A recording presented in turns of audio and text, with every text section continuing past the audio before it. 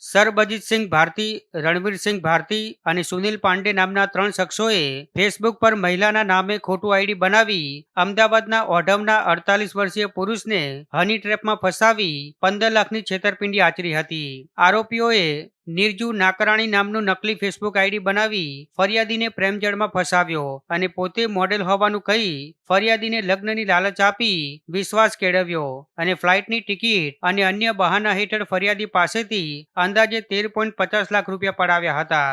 ફરિયાદીના ઘરની સામે જ રહેતા પડોશી આરોપી સરબજીતસિંહ મારફતે પૈસા ટ્રાન્સફર કરવામાં આવ્યા હતા અને જ્યારે ફરિયાદીને આઈડી નકલી હોવાની ખબર પડી ત્યારે આરોપીઓએ તેને બદનામ કરવાની અને જાનથી મારી નાખવાની ધમકી આપી હતી. જે બાદ ફરિયાદીએ ઓઢવ પોલીસ સ્ટેશનમાં આ સમગ્ર મામલે ફરિયાદ નોંધાવી હતી અને ઓઢવ પોલીસે ત્રણેય શખ્સો વિરુદ્ધ ગુનો નોંધ્યો હતો.